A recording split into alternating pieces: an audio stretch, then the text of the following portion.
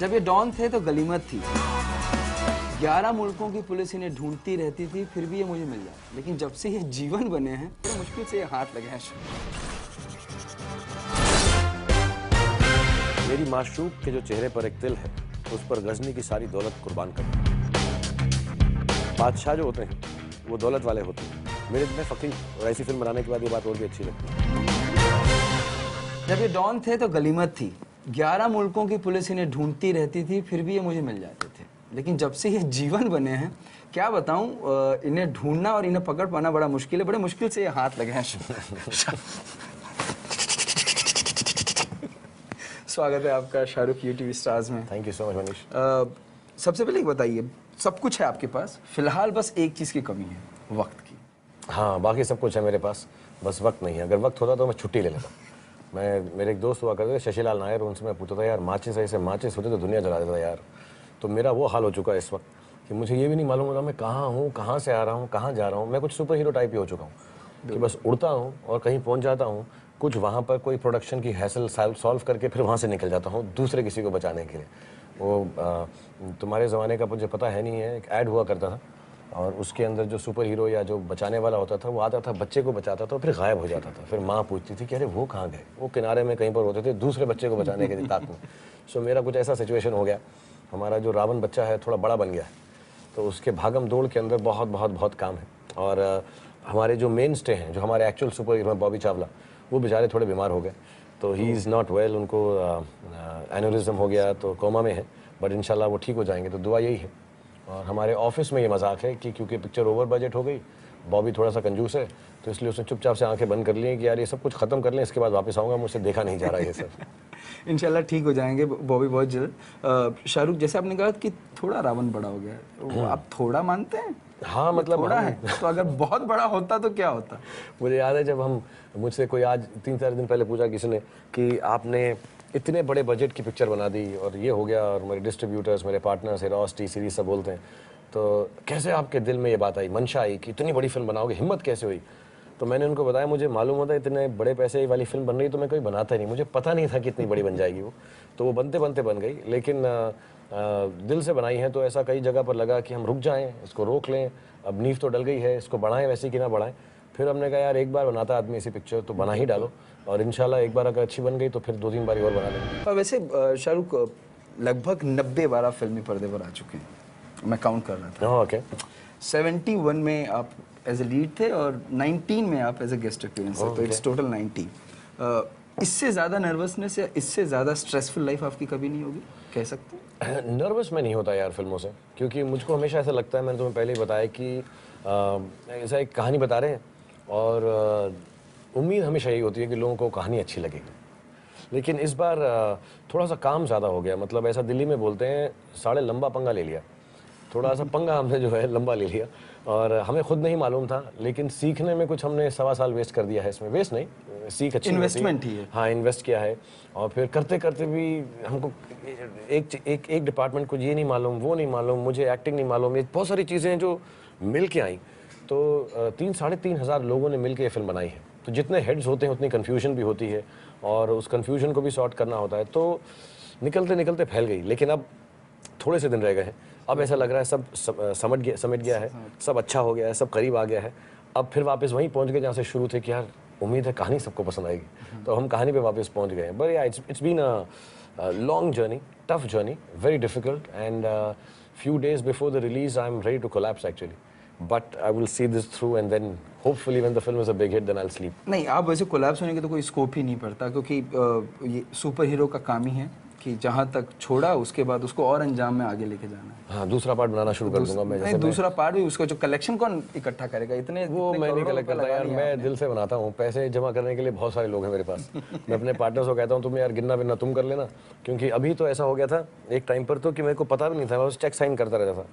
फिर मैंने कहा कि यार ये अब तो चेक भी मैं साइन नहीं कर सकता, इतना थक गया हूँ, तो अब कोई और चेक साइन करता है।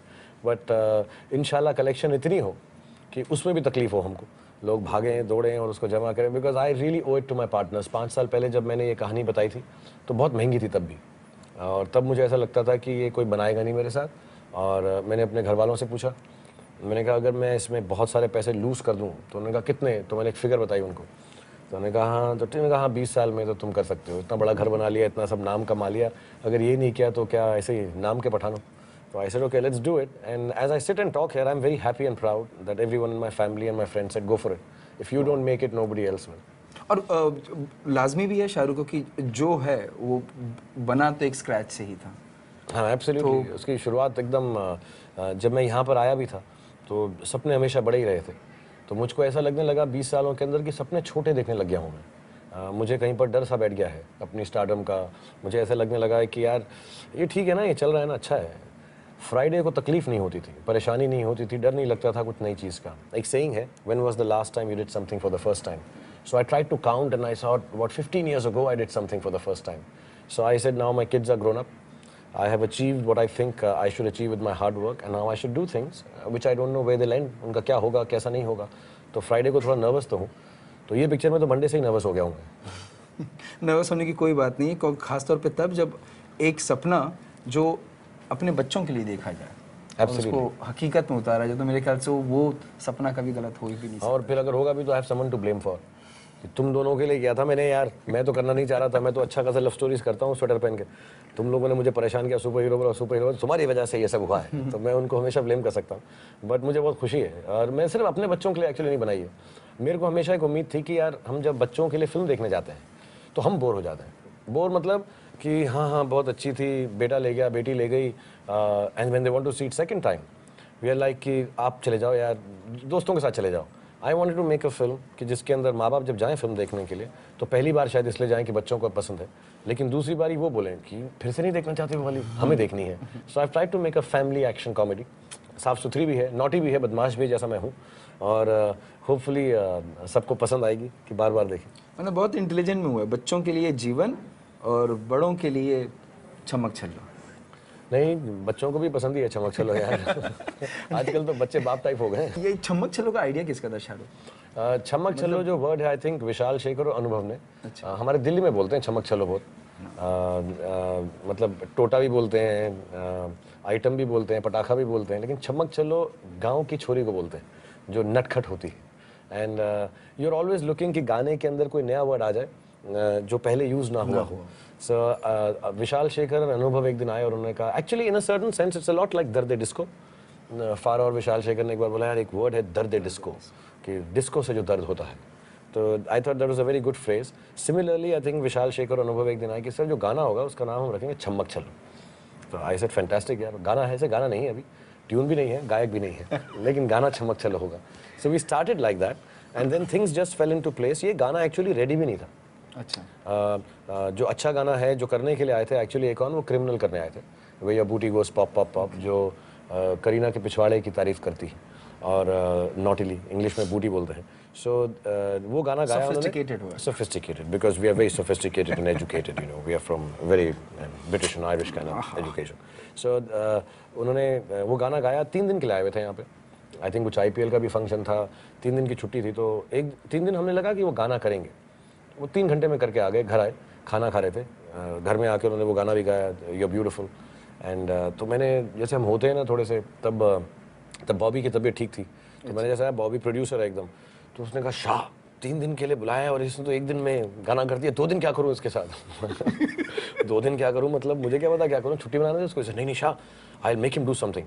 तो ये गाना शुरू हो रहा था, so we took him there and he said मैं हिंदी में गाऊंगा। वो कुछ 19-20 भाषाओं में गाते हैं, तो उन्होंने कहा मैं गाऊंगा। तो हमने कहा गवा दो यार, जो कर रहा है कुछ तो करा दो। बॉबी ने कुछ भी गा दे, गा तो सही।